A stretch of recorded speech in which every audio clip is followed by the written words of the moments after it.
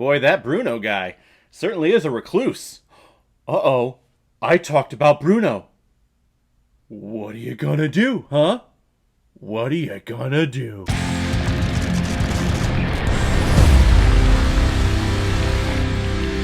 Encanto, released in 2021 and is directed by Jared Bush and Byron Howard, who are also behind such films like Zootopia, Moana, Bolt, and Tangled. And this film is starring the voices of Stephanie Beatriz, Maria Cecilia Botero, John Leguizamo, Mauro Castillo, Jessica Darrow, Angie Capeta, Carolina Gatan, Diane Guerrero, and Wilmer Valderrama. Been taking a couple of lessons on Duolingo of Spanish, so I think that was actually pretty damn good. But this film is also mainly known for the musical numbers that were written by the legendary and oh so popular Lin-Manuel Miranda, who you may know from famous musicals like Hamilton and songs from Moana and really just anything that's popular nowadays music-wise. It's Miranda. He's done it all. And the reason why we're talking about Encanto today is because it was a PayPal recommendation and donation from a longtime subscriber and first-time donator, Mighty Mo. This is your very first contribution. Thank you very much. You've actually been one of the few subscribers that I have that have been consistently commenting and posting on a lot of my videos, so thank you very much. And to give everyone a fair warning that I will be talking spoilers in this movie because I had a lot of issues with a lot of the storytelling and where this movie went and where it didn't go where it should have, so we'll be talking about that. So let's get into it. Let's talk about the movie that everyone is talking about. It. Everyone sings every song from this dang thing on every social media platform, and it's not annoying as hell. Maribel is the granddaughter of Alma Madrigal, who is the benefactor of this small town here in Colombia, because when she was first establishing it, she found some hidden powers in the river. And ever since then, the Madrigal family has received special powers on their 5th birthday. And all these powers help out around the town, like making flowers and lifting a bunch of heavy boulders. Maribel is the only descendant to not gain any powers on her 5th birthday. And as she gets older and more generations gain their powers in this special village, she is struggling to find her place in the village and in the world. So she goes out looking for powers and goes out looking for missing family members that we don't talk about. And she's realizing that the house is starting to crack all over the place. But of course, because she doesn't have powers, no one else in the family believes her. So all of this crap is happening, and everyone's over there eating their special meals and drinking their special wine, and then everything just falls apart around them. So first off, I think this film had a ton of potential, and where this film was going, I was thinking I was going to end up liking this movie a lot because I was picturing in my mind, okay, I feel like we're moving to this type of storytelling where the whole community is going to come together in the end and we're not going to need any special powers,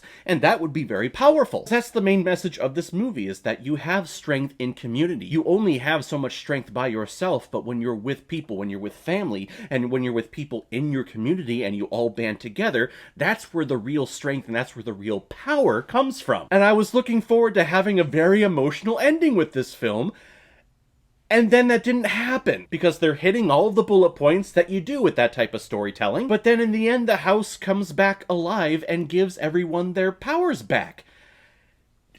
No! And I know I'm not the writer, I'm just a reviewer here on YouTube, so really my 2 cents really means nothing, but how much more powerful would it have been when Maribel takes the little doorknob, puts it in, and the house, you know what?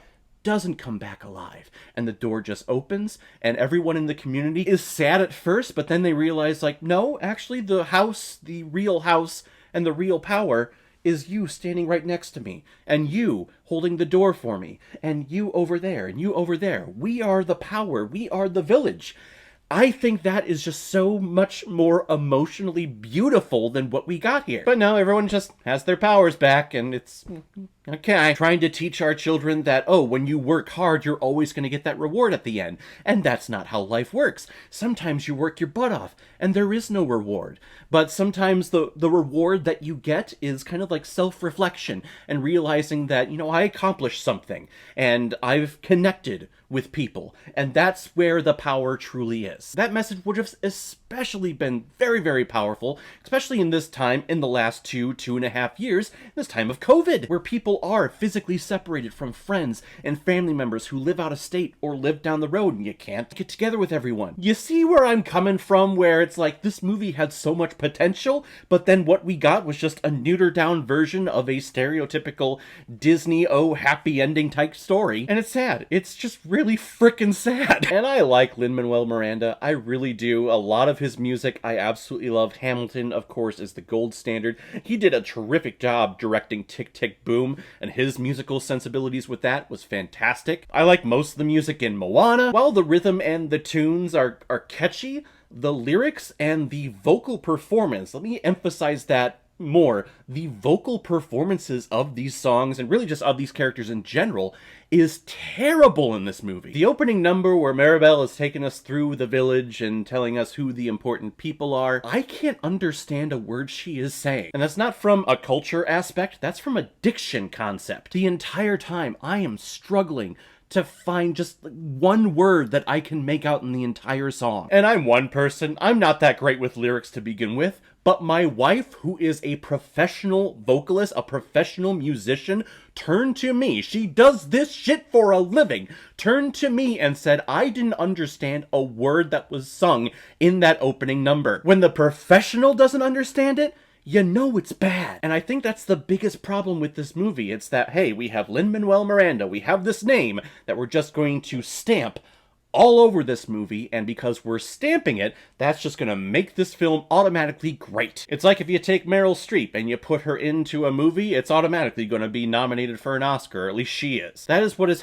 finally happened to Miranda, because you put your name on this, and yes, there's some catchy stuff in here, but the majority of it is not good. And I love Stephanie Beatriz. I think she is a hilarious actress. I loved her on Brooklyn Nine-Nine, so when I found out that she was a voice in this movie and voicing the main character, I was really excited. But what the casting director ended up doing was they just casted them because of their name and what they have previously done, not due to the actual talent that they have with vocal work. Because her vocal work in this film is not good. And it's really bothering me because a lot of people love this movie, and I'm not understanding why. Everything in here ends up being very surface level. There is potential to go deep into characterization and finding out characters' backstories and things like that, but what we end up doing, though, is just staying right on the surface. For example, Mirabel is very jealous of her sister that blooms flowers and blooms everything. Like, extremely jealous. Oh, she has power, I don't.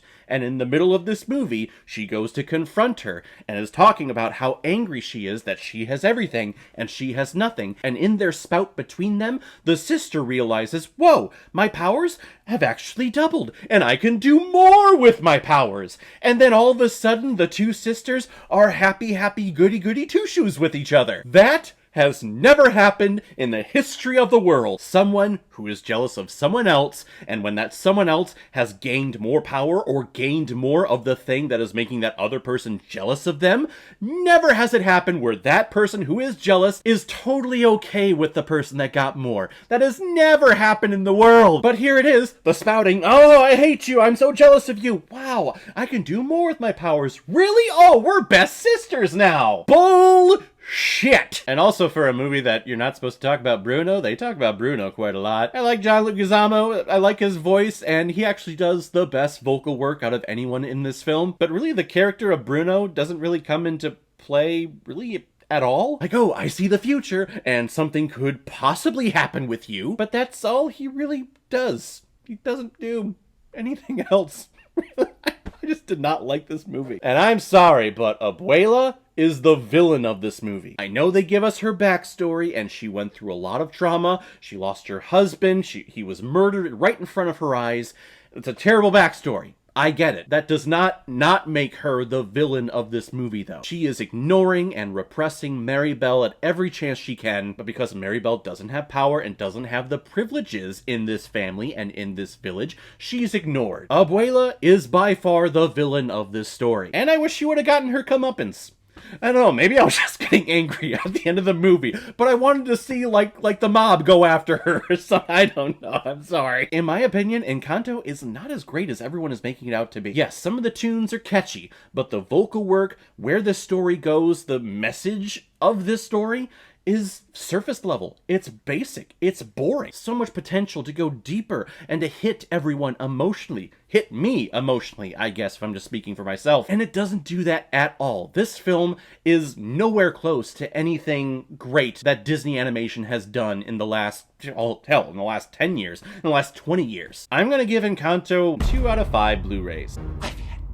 Alright everyone, now comes my favorite part of my videos where I pick which movie I'm going to be watching next. And the next one comes as a PayPal recommendation from one of my biggest contributors on this channel, Autumn Blood, who strikes again with her recommendation of Manhunter. Apparently it's supposed to be like the first theatrical version of Hannibal Lecter, but I've never actually seen this movie before. I think it's just been sitting over my right shoulder for a very long time. So guys, have you seen Encanto? What did you think about it?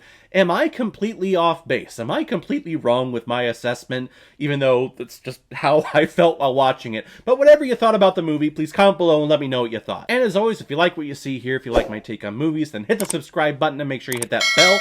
See you the next time I release my next movie review. So guys, I will see you next time with my review of Manhunter. So in the meantime, be well, be good to each other, and go watch a movie. Take care, guys.